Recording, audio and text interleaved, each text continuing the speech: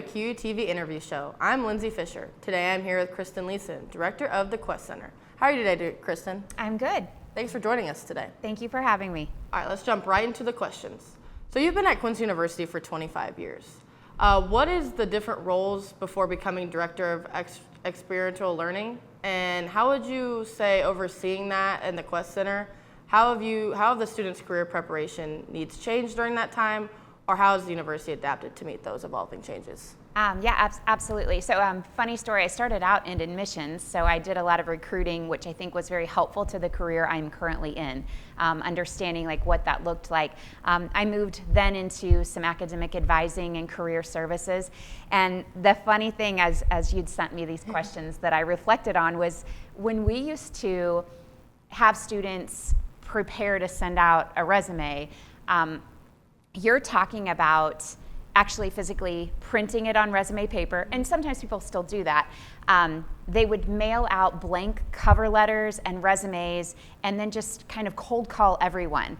And so we've now evolved into your application instruction, or materials are different. You're doing your resumes, sending them off electronically. In your applications, you're actually applying because you are notified about a position because you've looked at the website. And so that has definitely evolved. I think one thing that is a personal for me would be so many of these larger companies are sending students information through an applicant tracking system.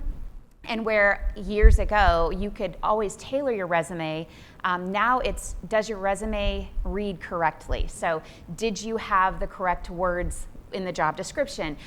Is your resume reading left to right instead of kind of jumping all over the place? Because if you send it through an applicant tracking system and you have some of the templates that look really fancy, they're not reading it, and therefore your application doesn't even get looked at. So a lot of those kind of things. And then of course, like the whole interview scene is completely different. Yeah. Everything was in person and sometimes group interviews, but now I'm practicing with students for virtual, and what does that look like? What do they have behind them? Is their computer high enough? Are they looking at the camera or just in a general direction? So a lot of that has evolved.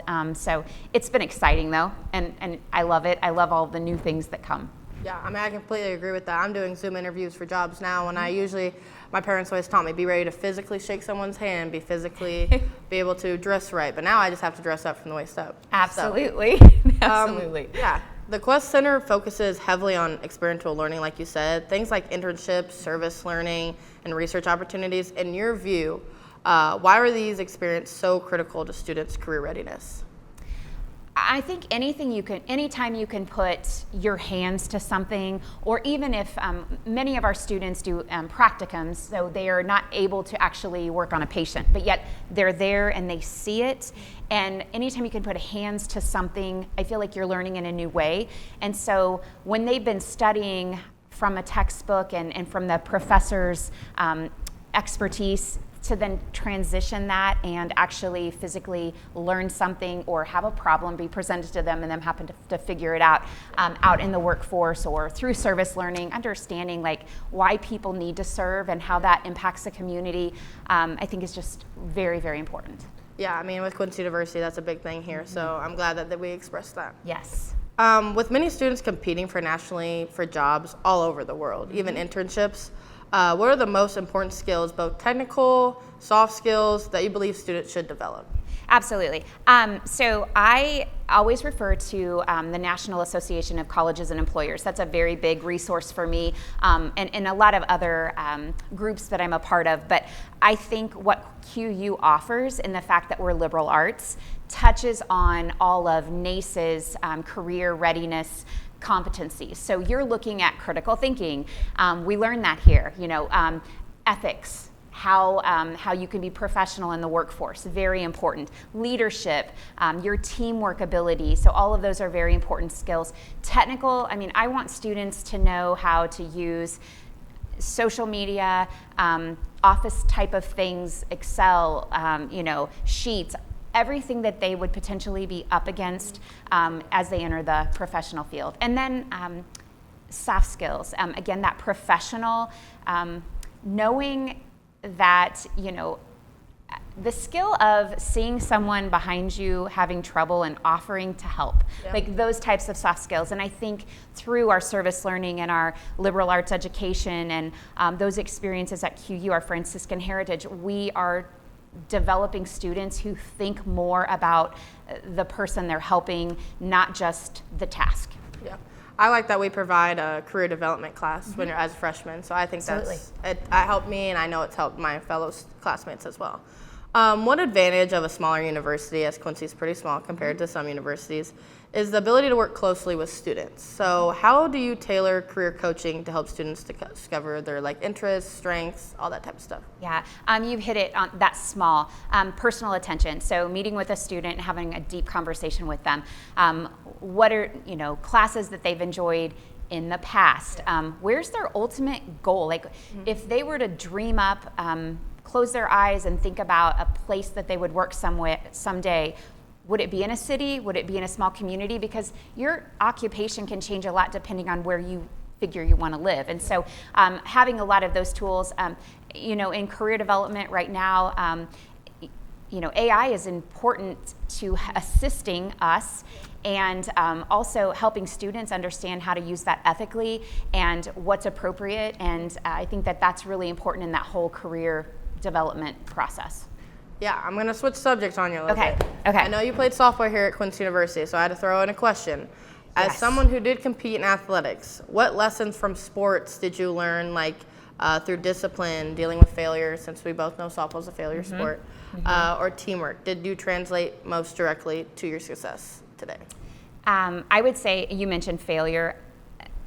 I mean, we're catchers, right? And so you have a pass ball and you feel like, oh my gosh, I let the whole entire team down, right? Of course, we didn't have any, but the other ones that did, right? But I think just always knowing you have to leave your emotions right there and work on the next thing that's coming up. So I would say for me, that flexibility. Also, spring sport, it's raining all of the time and you're learning to adapt all of the time with, is practice happening? No, yes, no, yes, no.